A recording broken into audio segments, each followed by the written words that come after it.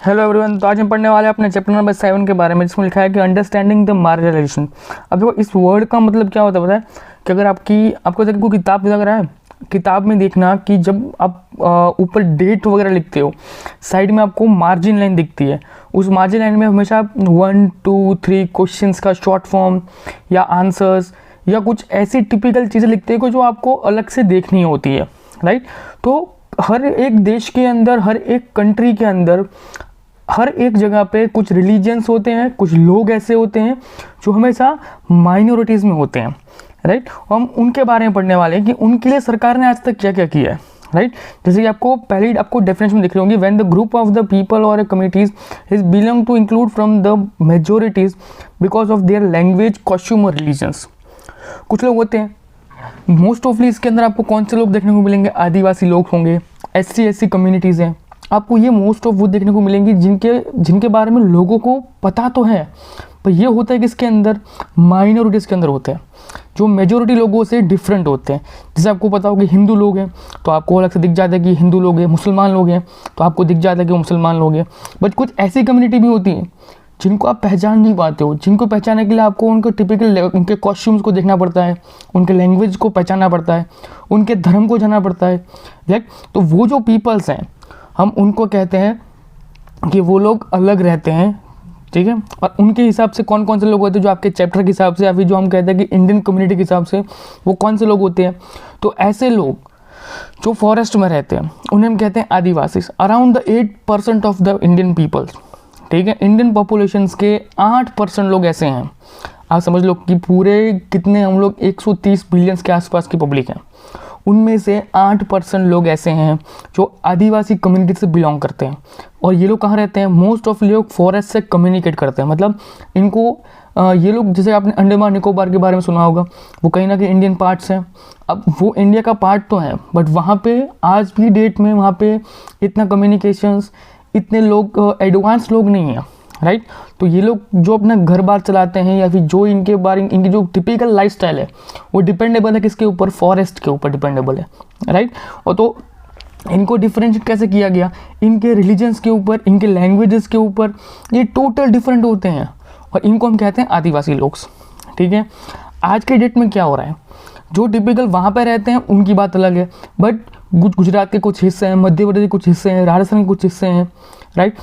ऐसे कुछ हिस्से हैं जिनके पास फॉरेस्ट तो हैं, बट उन फॉरेस्ट का डिफॉरेस्टेशन किया जा रहा है आज किसी भी एक्टिविटी के लिए, इंडस्ट्री के लिए किया जा रहा है, या फिर किसी चीज़ को कुछ बनाना है, कहीं पे कोई चीज़ ऐसी होगी कि भाई बहुत ज़्यादा पॉपुलेशन बढ़ती जा रही है और इस सिटी के अंदर रहने के लिए कुछ एडवांस चीज़ें हमें कुछ करनी पड़ेंगी कि यहाँ पे इतना हिस्सा फॉरेस्ट का उसको उड़ा दो, और उन जगहों पे किसी सोसाइटी को या फिर किसी चीज़ को बनाने के लिए किसी चीज़ को हमने खड़ा कर दिया, जिससे कि पब्लिक ऑटोमेटिकली वहाँ तक आए और ऑटोमेटिकली उस एक पर्टिकुलर सिटी से थोड़ा सा कह सकते हैं ना कि भीड़ भाड़ एरिया थोड़ा कम हो।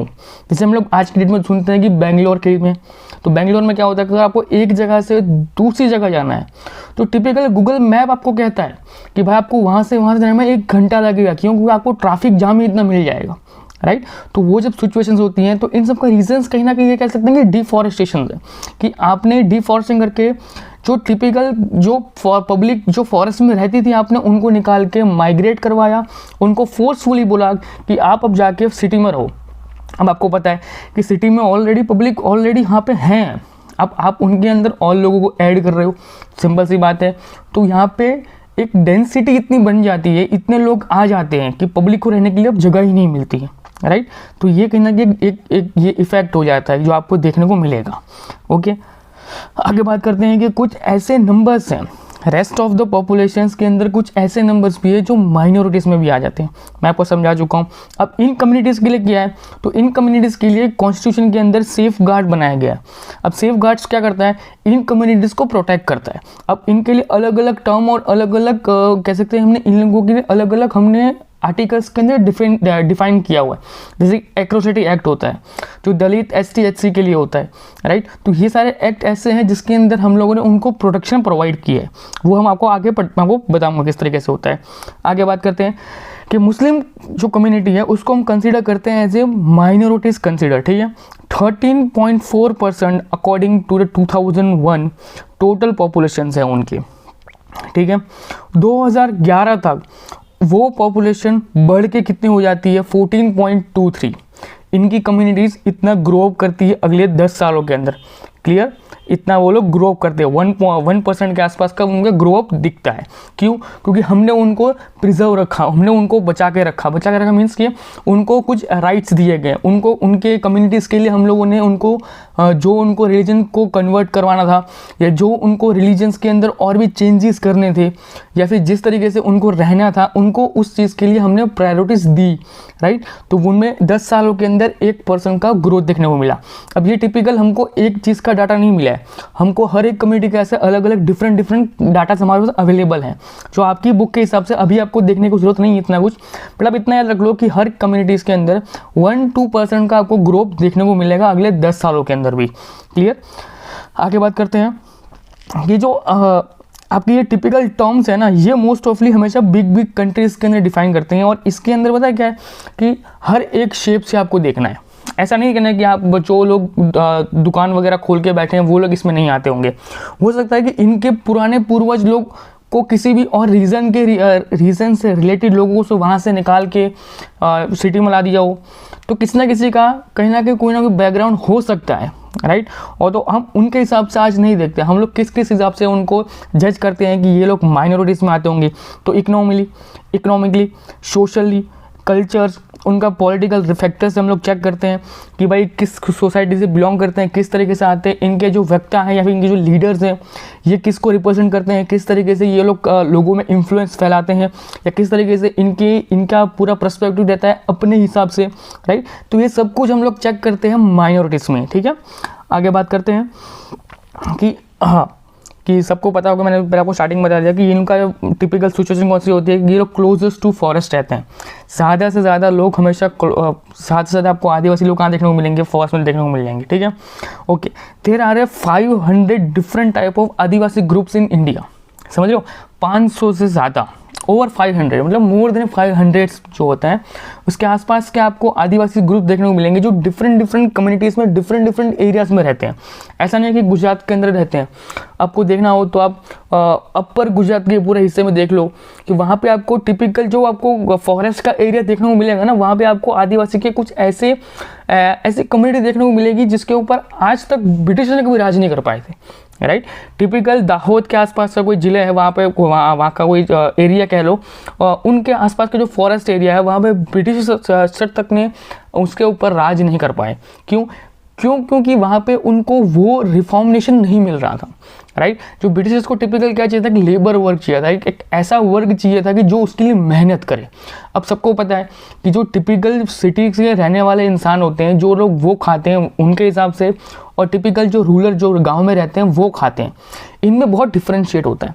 अब किसी को बोलो कि तू 5 किलो या फिर 5 लीटर घी पी जा, ठीक है, एग्जाम्पल दे रहा हूँ, तो सिटी वाला वो घी को पी नहीं पाएगा, पर जो गांव का इंसान होगा, जो टिपिकल गांव में रह के पल बल के बड़ा हुआ है, वो इंसान, उस गांव में रहने वाला इंसान वो घी को पी जाएगा, राइट। ये आपको जस्ट एग्जाम्पल देने का एक फॉर्म था मेरा, कि आप देख रहे हो कि इनमें डिफरेंशिएट है। हाँ, हो सकता है कि सिटी में रहने वाले लोग, जो अर्बन लोग हैं, वो कॉर्पोरेट फील्ड में ज़्यादा वर्कआउट करते हैं, उनके हिसाब से वो लोग पढ़ लिख के वो लोग उस लेवल तक पहुँचे कि वो उसको डिजर्व करते हैं, और जो इनको वो अपॉर्चुनिटी नहीं मिली तो वो लोग अपने काम में वो कुशल बने, राइट। अब सबको पता है कि अब मैं बोलूँ कि आपको जाकर फॉरेस्ट में शिकार करना है, अब आप शिकार नहीं कर पाओगे, और आदिवासी लोग उसका शिकार कर सकते हैं easily without the fears, right. मैं आपको बोलूँ कि जाके जंगल में आप एक दिन सो जाओ, आप सो नहीं पाओगे, क्योंकि आपको डर लगेगा कि कान खजूर आ गया, या किसी रात को कोई शिकारी वगैरह आ गया, किसी ने हमको हमारा शिकार कर लिया। तो आदिवासी लोगों को वो डर नहीं होता है, वो लोग उस चीज़ में गढ़ चुके हैं,